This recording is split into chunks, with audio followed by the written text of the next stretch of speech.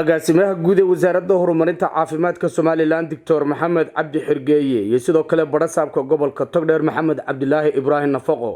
oo ay wehelinayaan xubno ka socday ururka Haniye Higsi ayaa dhagax dhigay dhismo loo dhisi doono qaybta ACU-ga laguna dabiibayo bukaanada culus ee cisbitaalka guud ee magaalada Burco ee xarunta gobolka Togdheer waxaana fulinaya dhismaha lagu kordhinayo cisbitaalka guud ee gobolka Togdheer gaar ahaan magaalada Burco ururka Haniye Higsi oo ah urur u dhaqdhaqaaqa isla markaana ka shaqeeya horumarinta gobolka Togdheer iyo sidoo kale arrimaha samafalka munaasabad ballaaran oo loo qabtay dhagax dhigga dhismahani ayaa waxay ka qabsoontay cisbitaalka guud ee magaalada Burco waxaana ka soo qayb galay agaasimaha guud ee wasaaradda horumarinta caafimaadka barasaabka gobolka Togdheer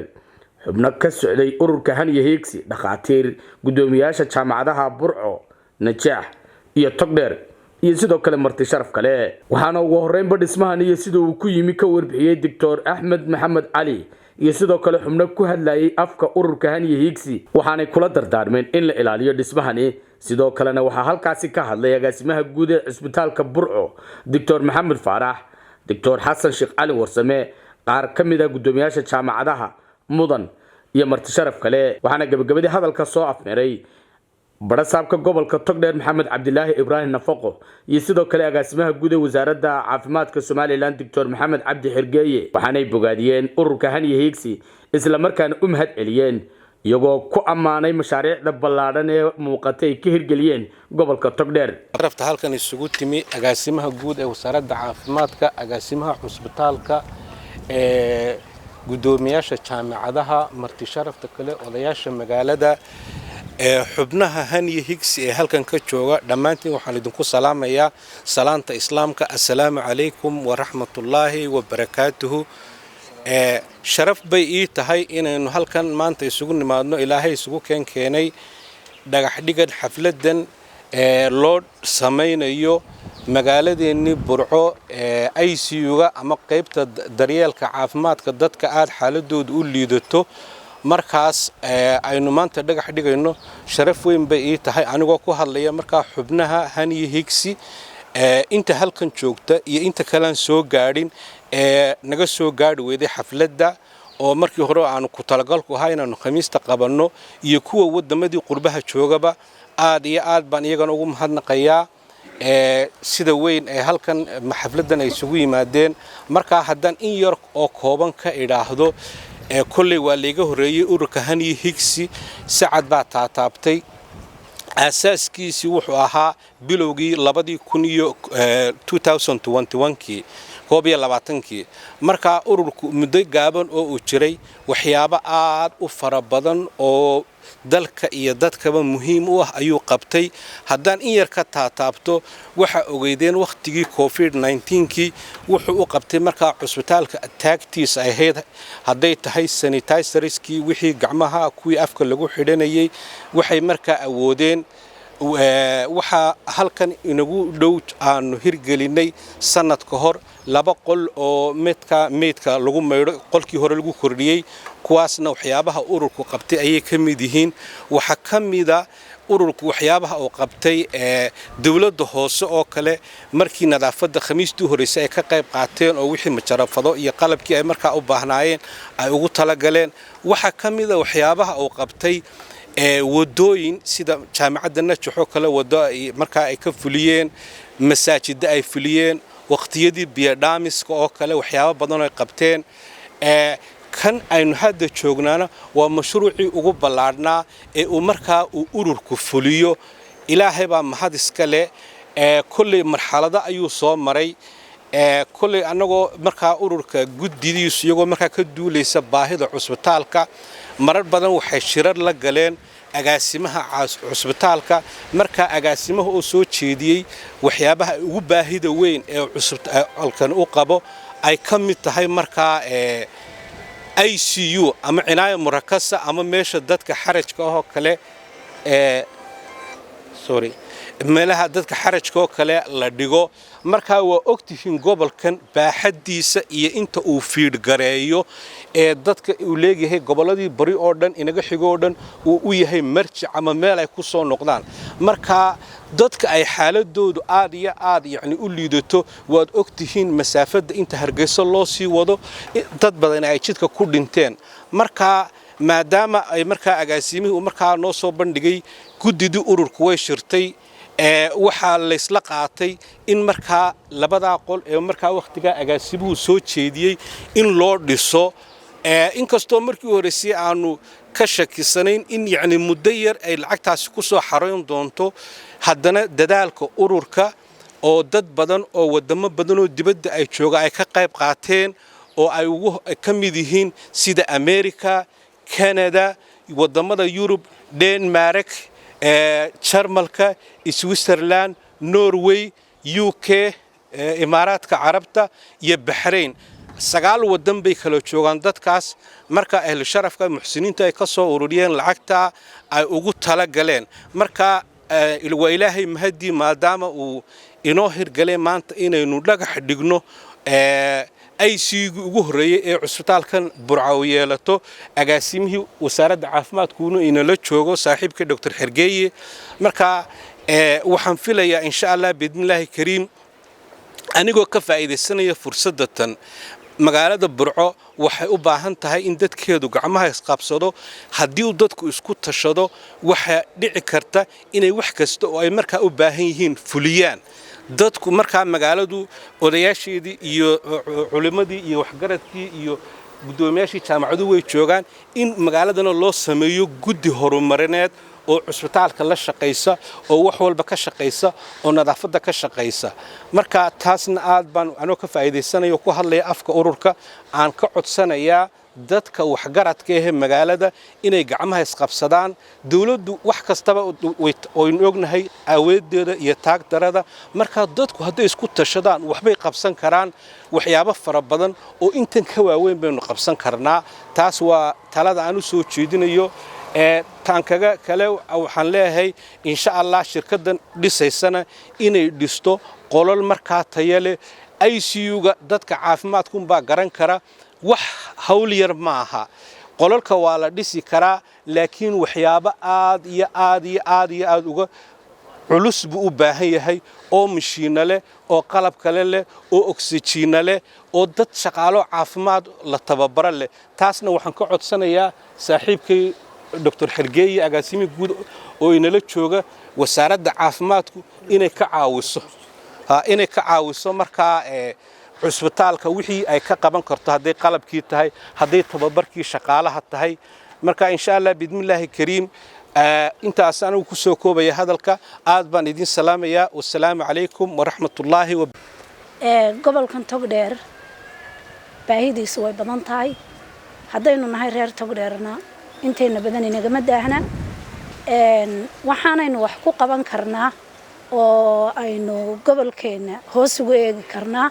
gacmo wada jir bay wax ku gooyaan baa la yiri marka aynu soo wada jeesano qof waliba xoog iyo xoolo iyo xeelad iyo xilkasnimo ku shaqeeyo taasina waxaan maleynayaa maanta waa dad badan waa wacyi gashan yahay ama aqoonteedu waa leeyahay waa intaas aynu uga sii dhawaano wixii aynu qabsano oo aynu ilaashano oo aynu dayactirno iyo wixii aynu qaban karno oo aynaan hagranin oo aynu dhiirigelinteeda yeelano oo yeelano geesinimadeeda wax la geesi lahay ma xilo ururka Haniye Hiigsi sida laga waramay ee hore looga waramay waqti badan ma jirin tijaar badanna ma laha maxaa la yiraahdaa dawlad ama hay'adna kuma tiirsana waa shakhsiyaad dadka kamid ah oo isxil qaamay habliyayna mabale ilaahay ha barakeeyo culumo iyo maxaa la yiraahdaa iyo shacab leh dadka inta kalena ama gobolka joogeen ama meel gobolka ka baxsan ha joogeen daliya dibad waxaan ku dhiirigelinayaa in iyaguna qof waliba wixii uu qaban kara qabto tagbataagtii rugmada kulli codku waa sadaqad maalkuna waa sadaqad ficilkuna waa sadaqad sida aan anigu aaminsanahay ama aan inta aan maxay ahayd isleeyahay marka waxa weeyaan ururka Haniye Hiigsi waa deelaymaaka waxaan isleenahay waa dadaalaysaan adduunyaduna waa iska geedi socdo waa maalinba tallaabo munaasabadan aynu halkan u joogno dee dadkii u cilmiga lahaayee sida dhakhaatiirta ama maxaa la yidhaahdaa cilmiga u saaxiib ahaa waa inoo sheegeen inay yihiin arrin aad iyo aad u muhiima gobolkeennuna aada ugu baahan yahay arrintaa ha laga wada shaqeeyo hareeraha ha la qabto ururka hareeraha lala qabto kuwa mas-uuliyaddeeda loo dhiiba ha ilaaliyeen intii kale wax ku tari karta sida qalabka oo kale sida maxaa la yidhaahdaa wixii kale ee ka dhiman ha ku dareen intaasan kole anigu kusoo koobayaa gobolkana waxaan leeyahay hore ha u socdo dadka gobolka u dhashayna meel kasta oo ay joogaan waxaan u dirayaa baaq dhiirigelineed oo in uu gobolkeeni maanta u baahan yahay waxqabad dhinac walba leh wacyigelin leh maxaa la yidhaahdaa hiil iyo hooba waxaan kaloo halkan hambalyo u marinayaa hawada ururka haniya higsi caalamka meel ay joogaanba fariintaan u dirayo waa guulaysateen midhihiinina waa la gurtay tacabkiinina haddii ilaahay ka dhigo waa loo aayay waana la intifaacsaday reer haniya higsi waxaan ku gubaaminayaa maadaama tacabkiinii maanta uu miro dhalay oo la guranayo oo gobolkan Togdheer hadeer la idinka bartay wax badan aa ka qabateen waxaan ku boorinayaa iyaga inay dadaalka sii lama laabaan waayo adduun iyo aakhiraba guul baa idin rajaynayaa waana guulaysateen dhammaan ururka haniya higsi oo hadeer caan noqday oo gobolkan wax badan ka qabtay isbitaalkan waa markii afraad baan filayaa wax laga qabto boorka waa markii saddexaad waxa weeye goobaha ururka haniya higsi wax ka qabtay waa goobo aad u badan waana urur dhalinyaro u badan ay nagu hogaamiyaan waliba hablo u badan Allah barakeeye ninka hogaamiye ee gudoomiyaha u ahina uu yahay nin yaro dhalinyaro oo active firfircoon inuu dalkiisa iyo dadkiisa wax u qabto jecel kaysa aadan isagana Allah barakeey haddii ilaahay yiraahdo dadaalkeenu wuu soconayaa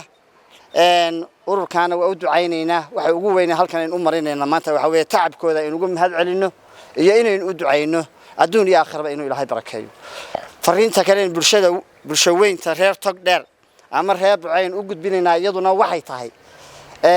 in la isku daydo oo khayrka lagu daydo oo dalkeena iyo dadkeena cid u maqan ma jirtee waxa weeyaan la isku darsado dhaqaalaha iyo xoogga iyo awoodaba la isku darsado taasina waxay keenaysaa in wax badan la qabto ayay taasina keenaysaa insha Allah taala marka insha Allah mar labaad waxaan ku celinayaa goobtaynu hadda dhagax dhigayno goobii hore ee dhakhtarkan wax laga qabtay dhammaan bareehan iyo higsiyo wad ku guulaysateen waana ku mahadsantiin waana idinku soo ducaynaynaa insha Allah taala waxa weeyaan tacabkan la qabtayna bahda caafimaadka waxaan iyagana kala dardaarmaynaa inaanay dayacmin tacabka haddii la qabto waxa ka muhiima inaanu dayacmin ayaa muhiima dadkana la boori geliyo oo la dhiiri geliyo oo wixii ay qabteen lagu soo celceliyo oo la tuso si ma garanaysaa dadku ay niyadooda iyo qalbigooda iyo aqligooda kor ugu kaco oo aynu isugu dayano oo aynu wax u qabsano waxa weeye reer Soomaaliland dhammaan waxaynu u baahanahay inaynu midowno oo u midowno xagga dhaqaalaha ururada faraha badan ee jira inay isku darsamaan waliba waxaan codsan lahayn reer haniya higsi hadaanu nahay in nala soo xoojiyo oo maxay yiraahdaa ururkan lagu soo biiro waayo waa urur xagga amaanada loo dhiibana dayactiraya xagga ma garanaysaa maxay wax bixintana hadii ilaahay ka dhigo wixii karaankooda bixinaya hablay u badan yihiin reer haniya higsi inama ya hablaba waa u ducaynaynaa Allah barakeeyo intaasaan ku soo koobaya assalaamu calaykum waraxmatullaahi wabarakaatuh xafladan dhagax dhiga labada qole loogu talagalay emergency-ga iyo dadka aad u dhiban anigu waxaan ka mid ahay hablaha ururka haniya higsi waxaanu damacsanahay ilaahay idimkiisa sidaa iyo si ka sii wanaagsan inaanu dadka yaga iyo gobolka yaga wax ugu qabano inkastoo dib u dhac badan uu gobolku uu leeyahay oo gobolkii Soomaaliland dhalayna uu yahay haddana ay gabali ka nuur iyo qurux badan tahay waxaana waxa kasbaday dadkii u dhashay gobolka ma garanaysaa dhalinyaro baa imika joogta dhalinyarana waxba ma qaban karto isbitaalka uu dhisan yahay laakiin waxyaabo badan ayaa ka dhiman sida nadaafadii dhakhaatiiri way joogtaa laakiin wax badan buu u baahan yahay waxaanu codsanaynaa ummadda reer Soomaaliland gaar ahaan gobolka Togdheer meel kasta oo ay joogaan ilaa ma aha ururka haniya higsi qurahe inay wax nagala qabtaan oo ay dadkooda sida aanu anakuba uga damqadaan. waxaa munaasabada soo qaban qaabiyay ururka Hani Higsi waxay ugu tala galeen in lagu dhagax dhigo oo ay noqoto munaasabadii lagu dhagax dhigayay mashruuca ICU-ga dhismaha ICU-ga isbitaalka Burco uu yeelan doono dhismahaas iyo adeegaas oo hore isbitaalka uga maqnaa ayaa kaalintaas waxaa maanta buuxiyay inay dhismaha fuliyaan oo hirgeliyaan ururka mutadawiciinta Hani Higsi. ururka Hani Higsi uma baahna faahfaahin in badan oo bulshada reer Togdheer way ka diragsan tahay wax badan oo horena uu qabtay isbitaalkana markii ugu horeysay ee uu mashruuc ka fulinayay maaha insha Allah inaanu markii u dambeysay noqonina waa rajaynaynaa. waa maalin runtii taariikhiya waa maalin weyn waa maalin ugu suntan gobolka Togdheer wax midhaha uu leeyahay wax wada qabsigu waa wax tar weyn oo u soo hoyday gobolada bari oo dhan in maanta aynu ka dhagax dhigayno qaybta daryeelka caafimaadka waxa weeye culus ama ICU-ga isbitaalkii guud ee magaalada Burco oo runtii Ilaahay uu sabab uga soo dhigay inay hirgeliyaan barnaamijkaas ururka Hani Higsi oo aan isleeyahay dawladnimadeeni wax weyn buu ku soo kordhiyay barnaamijka maanta ay ururkaasi uu gobolka Togdheer uu kaga qayb qaatay. marka koowaad iyo marar badan ba waxaynu u ducaynaynaa ururka Hani Higsi meel kastoo ay kala joogaan xubnahooda oo dhan waxaynu ugu ducaynaynaa Ilaahay subxaanahu wa ta'aala sadaqada jaariga ah ee inta uu isbitaalkaasi jiro qof bini aadamana loogu adeegayo oo loogu waxa weeye tacaalayo in ajarkii iyo xasanaadkii uu soconayo in Ilaahay u barakeeyo sadaqa maqbuulaan Ilaahay subxaanahu wa ta'aala uga dhigo si gaara haweenka iyo hablaha oo carabka lagu adkeeyay iyagana si gaaran runtii ugu sii ducaynaynaa ee ururka waxa weeye kamida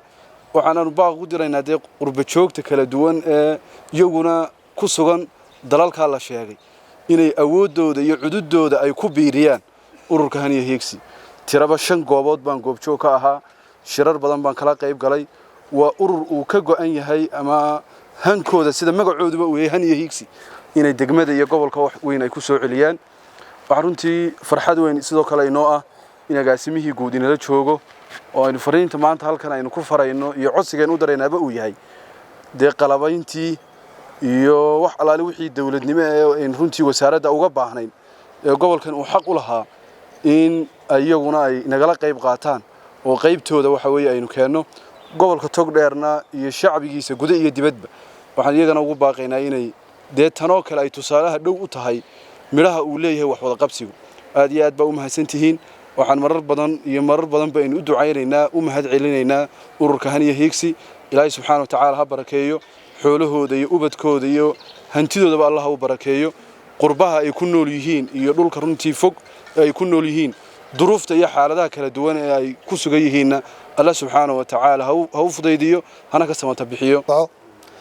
maanta waxaanu joognaa maalin qiimo badan oo kamida maalmaha guusha ah ee u soo hoyatay dalladda Hani Higsi oo baan uga barannay munaasabadahan oo kale oo maalin dhaweed ay ahayd meel ay dhagax dhigeen inay xariga ka jarayeen dhakhtarka gudihiisa maantana isbitaalka guud ee magaalada Burco aanu dhagax dhigayno iyadoo agaasimihii guud ee wasaaradda caafimaadka iyo agaasimihii isbitaalka iyo mas'uuliyiintii jaamacadda iyo salaadiintii iyo bulshaweyntii iyo aqoon-yahankii iyo baadii saxaafadaba loo dhan yahay ay maanta insha Allah ta'ala ay ku guuleysteen inay dhagax dhigaan sida loo dhagax dhigayna insha Allah ta'ala waa u dhameystirmaya biidnillah qaybtii daryeelka xaaladaha culus ayaa maanta la dhagax dhigayaa. waxaan ku habboon meesha laba kelmadood oo qura ururka Hani Higsi in loo duceeyo oo ah dad isu taagay in waxa weeye gobolkooda hadba meesha dayacan inay wax ku darsadaan intay sahmiyaan oo qiimeeyaan dabadeedna u soo degdega oo u soo dheereeya inay waxa weeye hawsha fuliyaan horena aanu ku ogeyn meelo badan ay wax ka qabteen waxaan leenahay alla subxaanahu wa tacaala miisaanka xasanaadka ha idinku daro ma aha dad ganacsato waaweyn ma aha laakiin waa dad hooyooyin iyo aabbayaal mushaaharaadkoodii wax ka goynaya oo doonaya dadkoodii inay wax ku soo celiyaan oo tusaale u ah dadka intiisa kale alla subxaanahu wa tacaala waxa uu yidhi wafii dalik falyatanafasi almutanaafisuun fastabiquu alkhayraat saaricuu saabiquu khayrka iyo wanaagga iyo meeliba meeshay ka habboontahay loo degdego ayay waxa weeye tallaabadaasay qaadeen alla subxaanahu wa tacaala miisaanka xasanaadka ha u geliyo waxa weeye waxay ku nool yihiin dhulal gaalo iyo duruufo gaara in alla subxaanahu wa tacaala muraadadoodan macsiyo lahayn gacanta midig ilaahay inuu ka geliyo in alla subxaanahu wa tacaala iyagana xifdiyo ilaaliyo ubadkooda ku ilaaliyo sadaqooyinka ay la baxayaan sadaqa jaariya u ah in alla subxaanahu wa tacaala balaayooyinka iyo aafooyinka addunya aakhiraba inuu kaga xijaabo ayaan alla subxaanahu wa tacaala uga baryaynaa kolley khayrka waa loo kala dheereeyaa haniya higsi laftiisa laga yaabaa inuu sii kala dheeraynayo oo sii kala badsanaya waxaan leenahay idinkuna u degdega oo sii wada khayrka insha allahu tacaala inteena kalena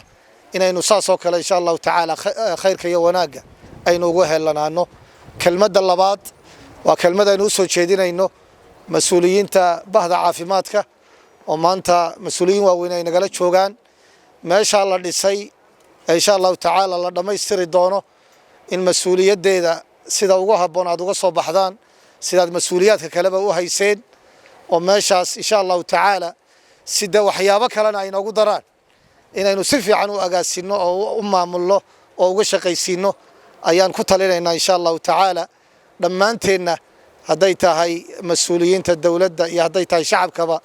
qacmooda jir bay wax ku gooyaan dhagaxdhigga qaybta daryeelka xaaladaha culus ee caafimaad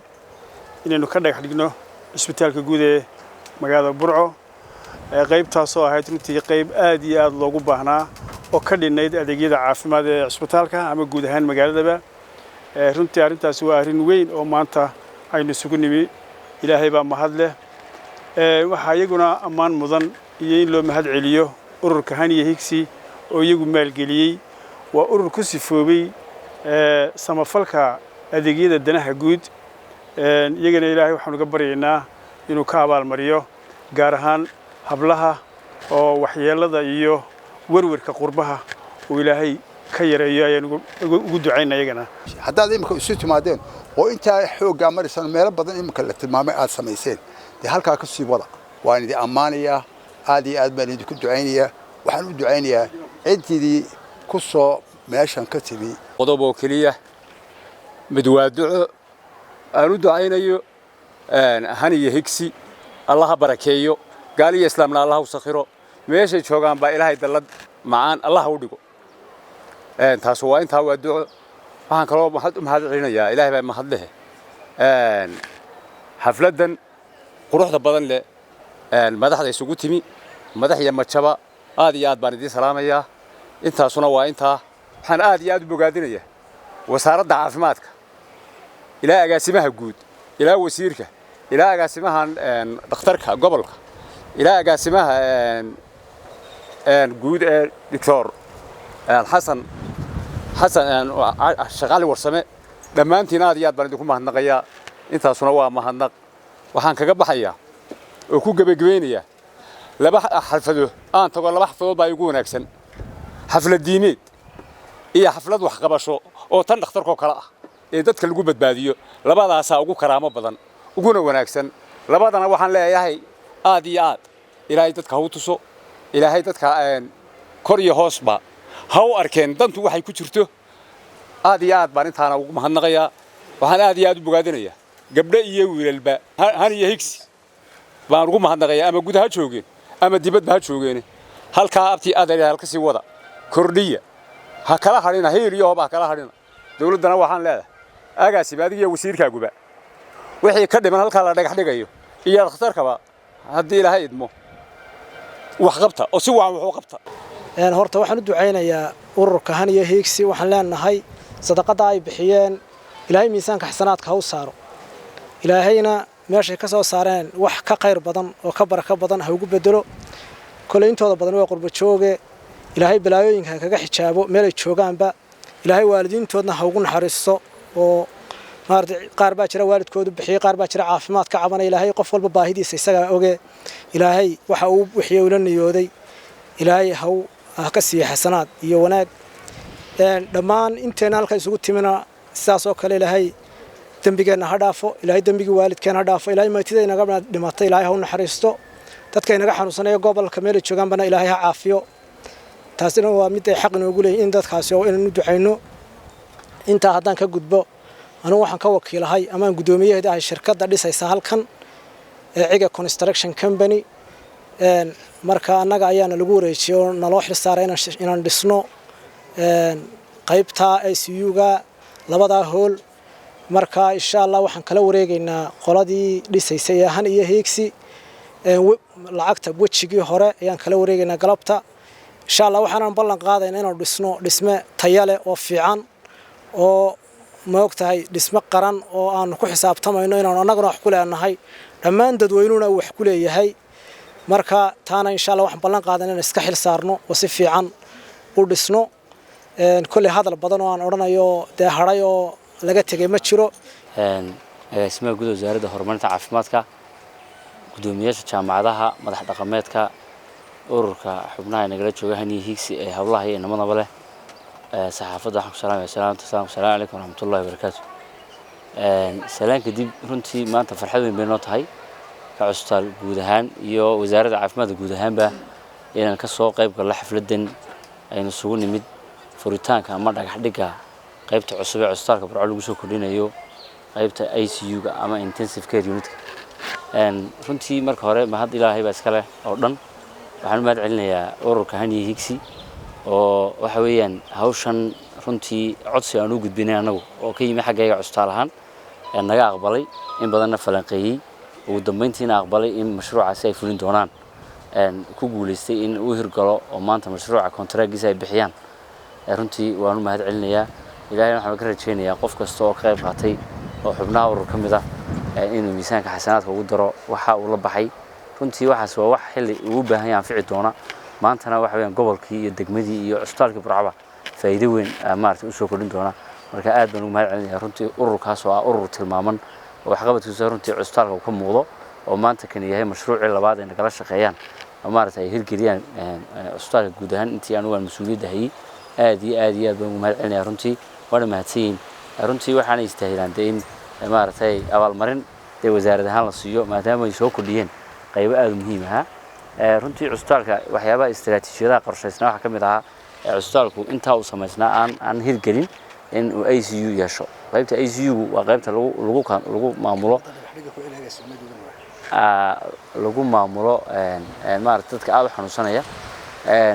waxa caqabadu ay ka taagnay bukaanada cusbitaalka imanaya waa laba qaybood kuwa xanuunkoodu sahlan yahay oo de kuwa aqbalaya waararkii la dhigi karayo waararkii lagu hayn karayo iyo kuwa xaaladooda aad u culus tahay oo jooga maartay stage ay xaaladdu aad u adag tahay kuwaas waxay u baahan yihiin meel gaar ah oo adeeg gaar ah oo waqti badan lagu bixiyo si gaar loogu adeego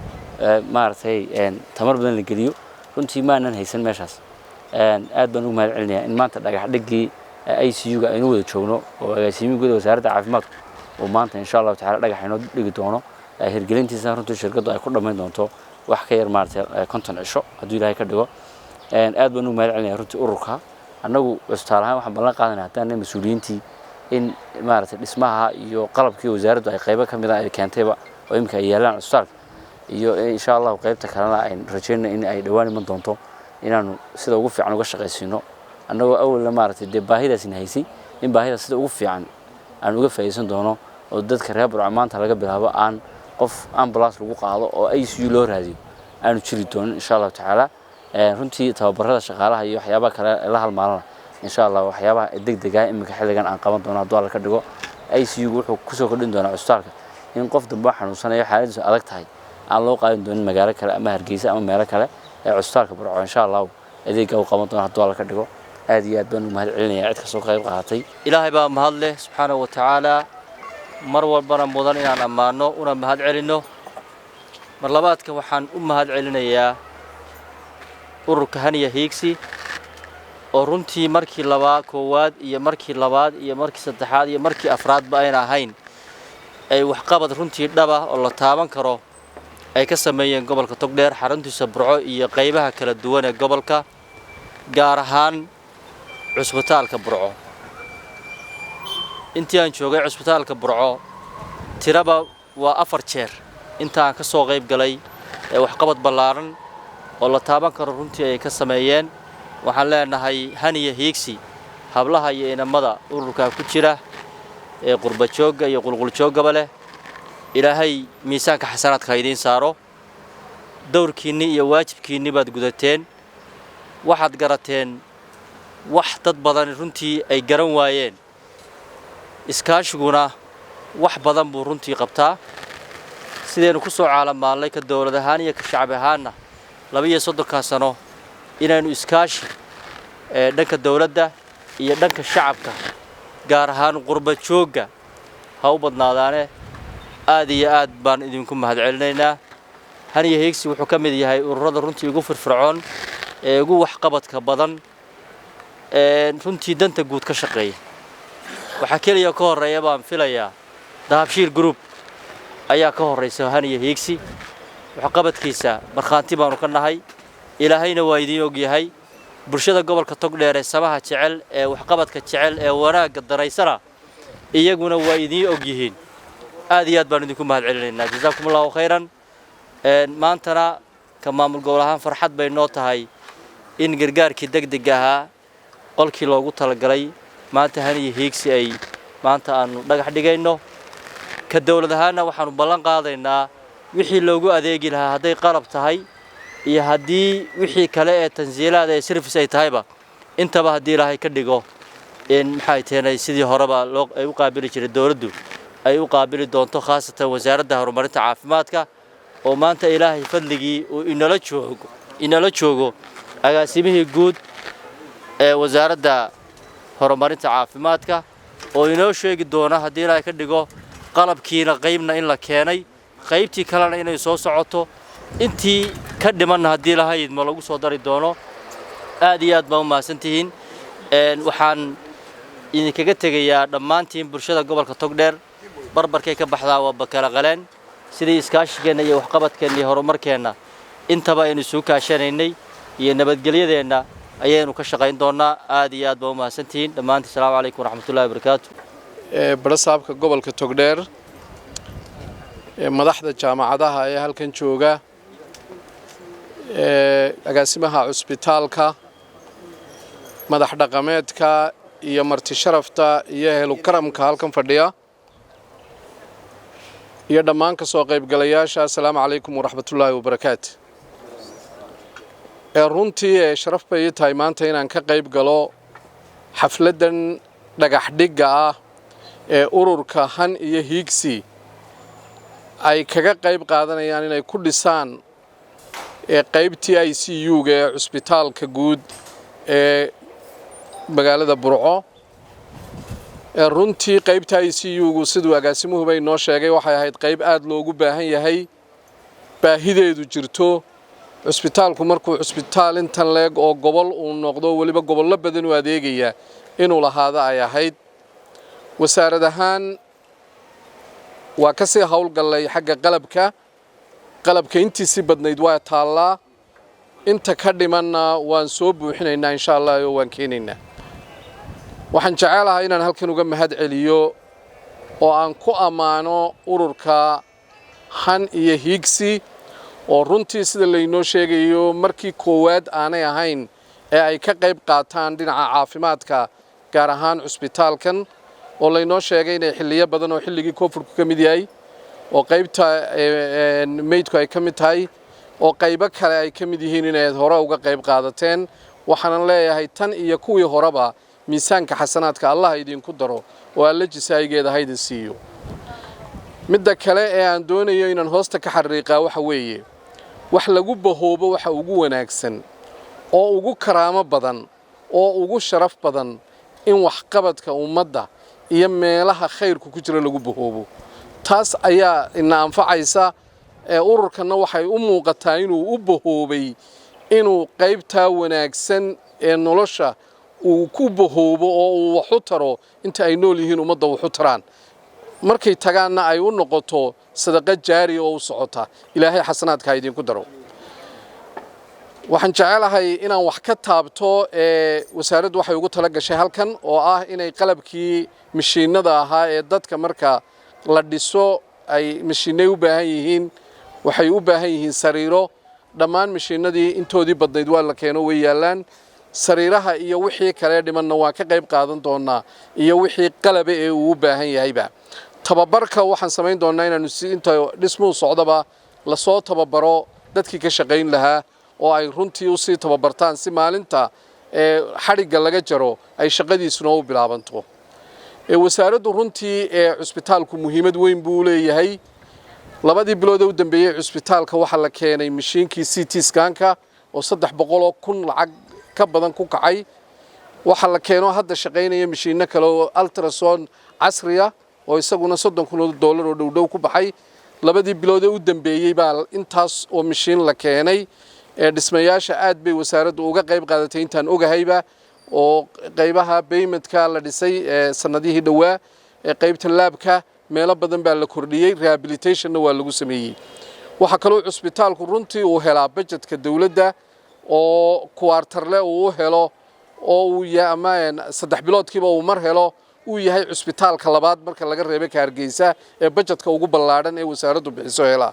marka sidaas bay runtii wasaaraddu uga qayb qaadataa oo aynan filayaa inay uga qayb qaadan doonto mustaqbalkana sidii cusbitaalkaasi uu u shaqayn lahaa waxaan aad halkan uga mahad celinayaa wasaaraddu inkasta iyo qarankuba inkasta oo ay dadaalayaan oo ay doonayaan inay daboolaan baahiyaha kaliya ma dabooli karna baahiyaha jira waxaynu wax ku gaari karnaa inaynu gacmaha isqabsano waxaynu wax ku gaari karnaa in la iskaalmaysto waxaynu wax ku gaari karnaa in hore ugu socon karnaa in qof walba kaalinta uu leeyahay uu wanaag iyo xasanaad kaga qayb qaato sidaasaynu hore ugu socon karnaa aad iyo aad baad u mahadsantihiin waxaan jecelahay